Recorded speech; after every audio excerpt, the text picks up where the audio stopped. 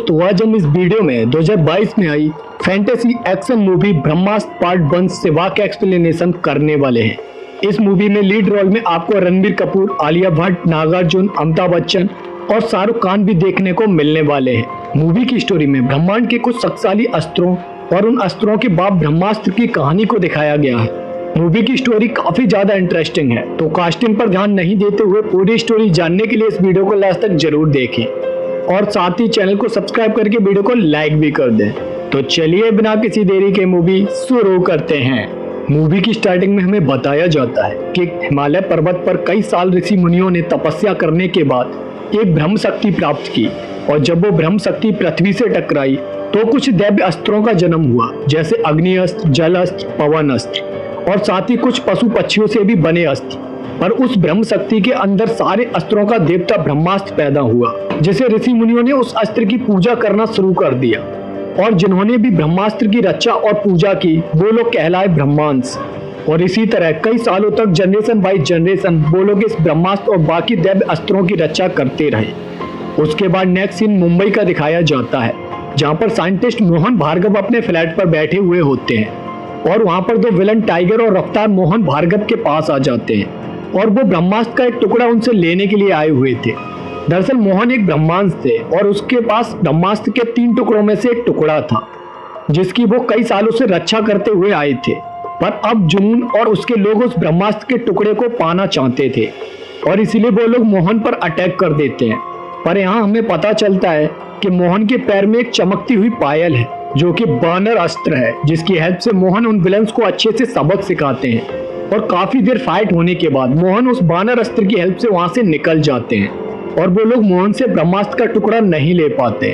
पर शाम को जब मोहन लौट कर आते हैं तो उसे वहां पर जुनून अपने साथियों के साथ मिलती है, और वो अपनी शक्तियों से मोहन को बंदी बना लेती है, और फिर मोहन से उसका बानर अस्त्र ले लेती है, जो कि रफ्तार अपने पास रख लेता है। साथ ही जुनून मोहन से वो ब्रह्मास्त्र का टुकड़ा भी ले लेती है, और जैसे ही वो टुकड़ा जुनून के हाथ में आता है, वैसे ही दूसरी तरफ एक शैतान जागने लगता है।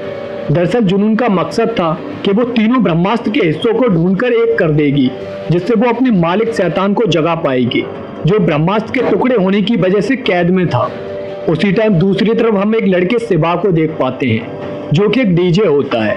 उसे मंदिर में पूजा करते टाइम कुछ एहसास होता है, पर वो समझ नहीं पाता, और वहां पर वो एक लड़की आयशा को देखता है, और पहली नजर में ही उसे अपना दिल दे बैठता है। तभी दशहरा पर रावण के खत्म होने पर एक बहुत बड़ी एनर्जी क्रिएट होती है, जिसकी वजह से शिवा के साथ कुछ होने लगता है और वो बेहोश हो जाता है। उसके बाद नेक्स्ट डे शिवा आयशा को एक क्लब में देखता है और उसके पीछे पड़ जाता है। उसे बताता है कि वो उसे पसंद करने लगा है।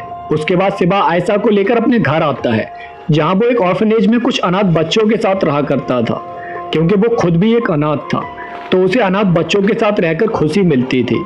वहाँ पर वो लोग एक बच्ची का बर्थडे मनाते हैं, और फिर शिवा आयशा को बताता है कि उसे अपने फादर के बारे में कुछ भी नहीं पता है, पर उसकी माँ एक आग में जलकर मर गई थी, और तब से वो यहाँ पर अकेला ही रहता है। उसकी इमोशनल स्टोरी सुनकर आयशा भी थोड़ा इमोशनल हो जाती है और उसे पसंद करने लगती है। तभी अचानक से आग को देखकर शिवा को कुछ होने लगता है, और उसे अपनी मेमोरी में कुछ विजुअल्स दिखाई देने लगते हैं, जिनमें जुनून ने मोहन को बंदी बना लिया होता है, और अब वो मोहन को सम्मोहित करके ब्रह्मास्त्र के बाकी 2 टुकड़ों के बारे में पूछ रही होती है, जिसमें से उसे मोहन से पता चल जाता है कि एक टुकड़ा काशी में अनीस के पास है, और दूसरे के बारे में वो बताने वाला ही होता है कि शिवा उसे रोक लेता है। पर फिर भी मोहन से जुनून को इतना पता चल जाता है कि एक टुकड़ा उसे गुरुजी के पास आश्रम में मिलेगा, पर उसे नहीं पता था कि गुरुजी का आश्रम कहाँ पर है। उसके बाद जुनून जब फिर से मोहन को टॉर्चर करने की कोशिश करती है, तो मोहन अपने टेरेस से नीचे कूदकर सुसाइड कर लेता है, ताकि जुनून उसके दिमाग से सच्चाई बाहर नहीं निकाल पाए। और ये सब शिवा भी अपने विजुअल्स में देख लेता है, पर इसकी वजह से वो आयशा को अपने घर पर ही छोड़ आया था, और इसीलिए वो उससे माफी मांगने के लिए उसके घर नेक्स्ट डे जाता है, जहाँ पर काली देवी की पूजा हो रही होती है। वहाँ पर शिवा को एक न्यूज़पेपर से पता चलता है कि कल रात फेमस साइंटिस्ट मोहन की सुसाइड की वजह से मौत हो गई। पर शिवा जानता था कि वो सुसाइड नहीं थी, उनका एक तरह से जुनून और उसके 2 साथियों ने मर्डर किया था, और अब वो लोग अनीस को ढूंढने जाने वाले थे, ताकि वो अनीस से उस दूसरे टुकड़े को हासिल कर सके। और इस बारे में शिवा आयशा को सब कुछ बता देता है कि उसने कल रात अपने विजुअल्स में क्या देखा था, वो आयशा को अनीस के बारे में भी बताता है। तब आयशा को याद आता है कि उसने ये नाम पहले कहीं तो सुना है, इसीलिए वो गूगल पर अनीस के बारे में सर्च करने लगती है। तब उसे पता चलता है कि अनीस एक फेमस हेरिटेज आर्टिस्ट है और इस टाइम पर वो अपने काम के सिलसिले में काशी में रुका हुआ है। यह सब जानने के बाद सिबा और आयशा अनीस को बचाने के लिए काशी पहुंच जाते हैं, जहां पर जब वो दोनों नाव पर पानी के बीचों बीच होते हैं तो अचानक से सिबा के हाथ में आग आ जाती है, पर वो जलता नहीं है। वो आयशा को बताता है कि बचपन से ही आग के साथ उसका एक रिश्ता है, जिससे आग उसे जलाती नहीं है। इसकी वजह से आयशा गुस्सा हो जाती है, क्योंकि वो समझ नहीं पा रही थी कि सिबा क्या है, और सिबा ने उससे सच भी छुपाया था कि वो आग से नहीं जलता है। तब सिबा आयशा को मनाता है और उसे आई लव यू बोल देता है। यह सुनकर आयशा शौक में सीढ़ियों से फिसलने वाली होती है कि तभी जुनून आकर उसका हाथ पकड़ लेती है, और जुनून को देखकर सिबा समझ जाता है कि वो अनीस को मारने ही वहां पर आई हुई है। इसलिए वो जल्दी से अनीस को वहां पर ढूंढने की कोशिश करने लगते हैं। तभी सिबा को ऊपर दीवार पर रफ्तार लटका हुआ दिखाई देता है, क्योंकि उसने मोहन के बानर अस्त्र को अपने पास रख लिया था और अब उसमें बानर की शक्ति आ गई थी। वो अनीस को मारने के लिए उसके पीछे जाता है और सिबा भी अनीस को बचाने के लिए उसे फॉलो करता है। और जब रफ्तार अनीस को मारने के लिए उसके पास आ रहा होता है तो बीच में ही आयशा आकर उसे बातों में उलझा देती है, और तब सिबा अनीस को वहां से ले जाता है। पर इसकी वजह से रफ्तार आयशा को मारने के लिए आगे बढ़ता है, और तब सिबा उसे बचाने के लिए रफ्तार से फाइट करने लगता है। पर इस टाइम पर रफ्तार के पास बानर अस्त्र की शक्ति थी, तो सिबा उससे जीत नहीं पाता है। और जब रफ्तार सिबा को मारने के लिए शूट करता है तो बीच में ही अनीस आ जाता है और वो बुलेट अनीस के सीने में लग जाती है। और यहाँ पर हमें पता चलता है कि अनीस के पास नंदी अस्त्र है, जिसमें हजारों नंदियों की शक्ति है। उसकी हेल्प से अनीस सिबा को बचाने की कोशिश करने लगता है, पर तब तक वहां पर जुनून भी पहुंच जाते हैं, और जुनून को रोकने के लिए अनीस अपनी शक्ति का यूज करता है, और फिर वो लोग वहां से कार लेकर भाग जाते हैं। रास्ते में सिबा अनीस को बताता है कि उन्हें किसी भी हालत में ब्रह्मास्त्र के दूसरे टुकड़े को आश्रम में गुरुजी के पास तक पहुंचाना होगा। इसीलिए अनीस सिबा पर भरोसा करके उन्हें आश्रम का पता बता देता है, जो कि हिमालय में था। उसके बाद रास्ते में अनीस अपने अस्त्र की शक्ति से अपनी चोट को ठीक कर लेता है, और तब सिबा बताता है कि उसने अपने विजुअल्स में देखा था कि जुनून ब्रह्मास्त्र के टुकड़ों को ढूंढकर उन्हें एक करना चाहती है। तभी सिबा को अचानक से एहसास होता है कि वो किलर लोग उसे देख रहे हैं, जो कि दूर एक ट्रक में बैठे हुए थे। इसीलिए अनीस ब्रह्मास्त्र के टुकड़े को आयशा को देता है और उसे सुरक्षा से आश्रम पहुंचाने के लिए कहता है, और खुद जुनून और उसके एक साथी से लड़ने के लिए पहुंच जाता है, जहां पर अनीस अपने नंदी अस्त्र को एक्टिवेट करता है और जुनून के ट्रक की हालत खराब कर देता है। पर टाइगर अनीस पर बहुत सारी गोलियां चला देता है, जिससे अनीस बहुत कमजोर पड़ जाता है। पर फिर भी वो जुनून एंड टाइगर को नीचे खाई में गिरा देता है, पर उसकी वजह से वो भी खाई में गिरने से मर जाता है। मगर जुनून और टाइगर नहीं मरते, क्योंकि जुनून अपने रक्षा कवच को इस टाइम एक्टिवेट कर लेती है। उधर रफ्तार बंदर की चाल से सिबा की कार को रोकने की कोशिश करता है, जिसमें वो लोग थोड़ा इंजर्ड हो जाते हैं, पर उससे बचते बचाते एंड में वो आश्रम के द्वार तक पहुंच जाते हैं, जहां सिबा आश्रम के द्वार को खोलने की कोशिश करता है। पर तभी वहां पर रफ्तार आ जाता है और वो आयशा को मारने के लिए आगे बढ़ता है, और तब आयशा को बचाने के लिए फर्स्ट टाइम सिबा अपनी अग्नि शक्ति को एक्टिवेट करता है। वो पास में जल रही ज्वाला को कंट्रोल करके रफ्तार को जलाकर भस्म कर देता है, पर इसकी वजह से सिबा खुद बेहोश हो जाता है, क्योंकि उसे अभी अपनी शक्ति पर पूरी तरह से कंट्रोल नहीं था।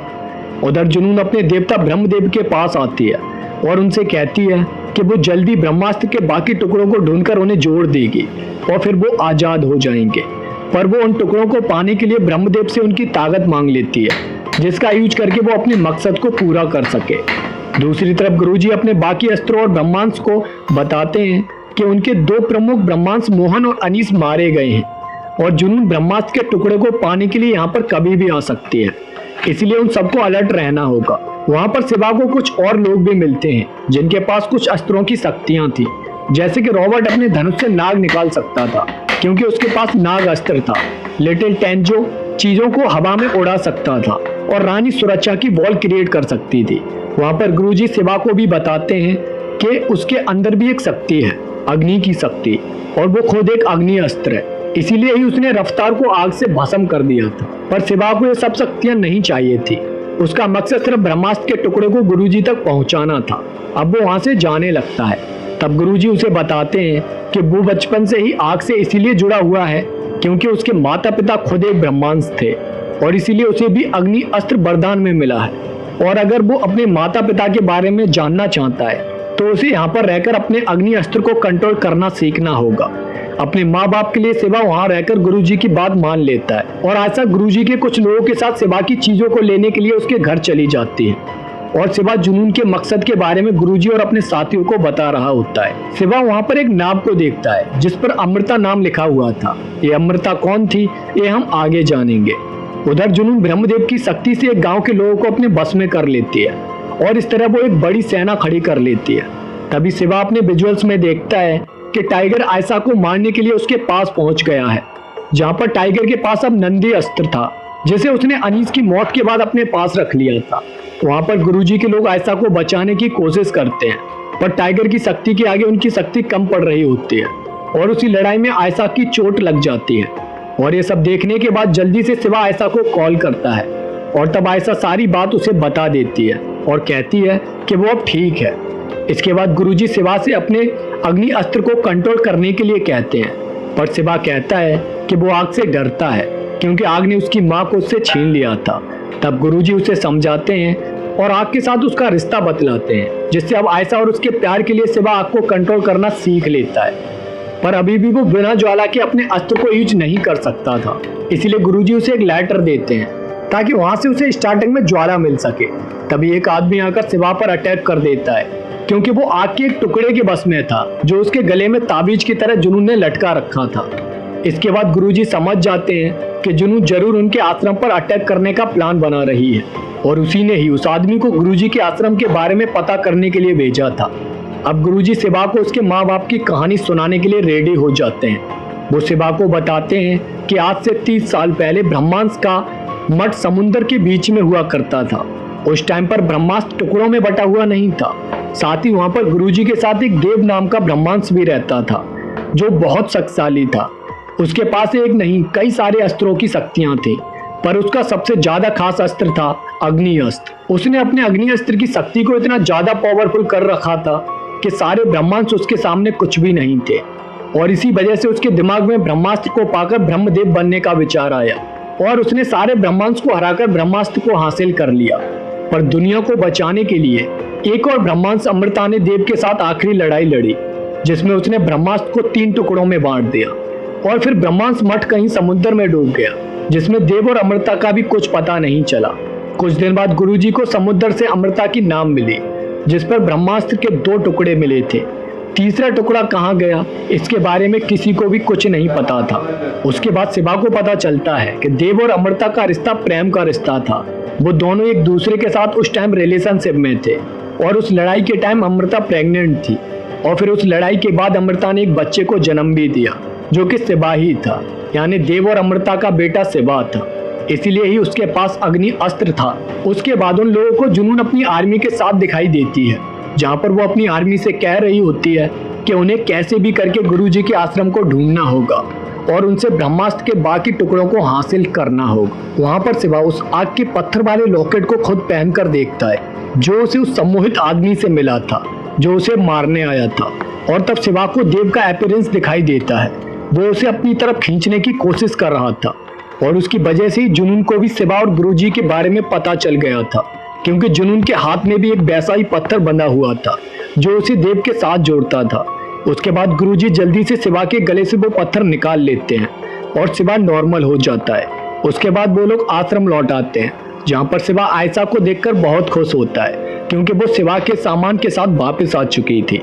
तभी गुरुजी को शिवा के सामान में एक शंख दिखाई देता है जो उसकी माँ का था। गुरुजी उसे बताते हैं कि ये तो एक माया अस्त्र है जो कि सिर्फ अपने उस्ताद के खून के बाद ही अपने असली रूप में आएगा।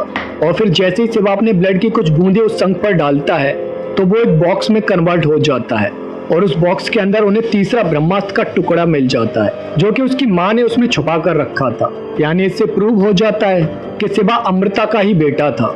अब अपने माँ बाप के बारे में जानने के बाद शिवा बहुत अच्छा महसूस करता है।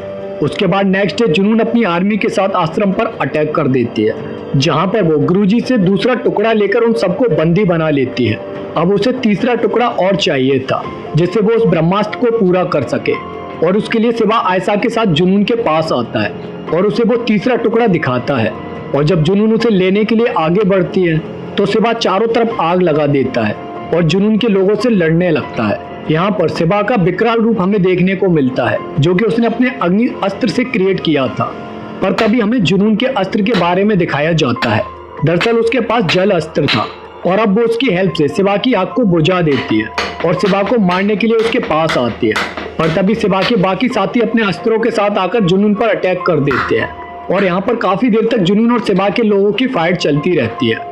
पर इन द लास्ट आयशा और टेंगो ब्रह्मास्त्र के 2 टुकड़ों को लेकर एक पहाड़ी पर आ जाते हैं जहाँ पर जुनून उन्हें मारने के लिए आती है और तब सिवा उन्हें बचाने के लिए अपने अग्नि अस्त्र को एक्टिवेट करता है। मगर जुनून देव की अग्नि की शक्ति से सिवा को रोक देती है क्योंकि सिवा के सामने वो शक्ति बहुत पावरफुल थी। और फिर टाइगर आकर सिवा से लड़ने लगता है और उधर जुनून आयशा के पास आती है और उससे ब्रह्मास्त्र के टुकड़ों को हासिल करने लगती है, जिसमें टेंगो अपनी शक्ति से जुनून को नीचे खाई में गिरा देता है। मगर वो वापस आकर टेंगो को मार देती है और उससे ब्रह्मास्त्र के सारे टुकड़े लेकर उन्हें जोड़ देती है, जिससे अब बहुत सारी एनर्जी क्रिएट होने लगती है और वहां पर तबाही का मंजर बन जाता है, जिसमें आयशा को उस आग से बचाने के लिए सिवा उसके सामने आ जाता है और सारी आग को अपने अंदर समा लेता है, जिससे सिवा के अंदर से एक ऐसी शक्ति प्रोड्यूस होती है कि वो ब्रह्मास्त्र को कंट्रोल कर लेता है और उस मंजर को शांत कर देता है। इस तरह ब्रह्मास्त्र अब सिवा के हाथों में आ जाता है और उसके बाद वो बिना किसी ज्वाला की आग को प्रोड्यूस करना भी सीख चुका होता है। पर ये अंत नहीं, शुरुआत थी, क्योंकि ब्रह्मास्त्र के टुकड़ों का एक होने की वजह से उधर देव जाग गया था, वो अब आजाद हो चुका था और इसी के साथ इस मूवी की भी एंडिंग हो जाती है। अब इसके सेकंड पार्ट में हमें देव की स्टोरी दिखाई जाएगी, जिसमें हमें अमृता और देव के प्यार के बारे में पता चलेगा और साथ ही कैसे देव एक शैतान बन गया था और अमृता ने उसे कैसे हराया था और हराने के बाद इतने सालों तक देव कहाँ था। इन सारे सवालों के जवाब आपको इसके सेकंड पार्ट में मिलेंगे।